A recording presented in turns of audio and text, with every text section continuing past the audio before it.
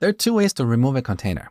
We can type docker container remove and then specify the name, or we can use the shortcut docker remove. I prefer this. So let's go with that. We get an error saying you cannot remove a running container. So here we have two options. One option is to stop the container and then remove it. The other option is to use the force option. So if you want to force the removal, we bring up the last command and type -f here. Okay, that container is gone. So let's look at the running containers. It's definitely not here.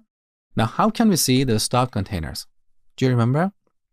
Docker ps -all. Now, even though we have a bunch of containers here, that container C1 is not in this list. Now, let me show you a cool trick. Let's say you have so many containers here and you only want to look at C1. Here we can use piping. We talked about piping Linux commands earlier in the course. So we can say docker ps -a.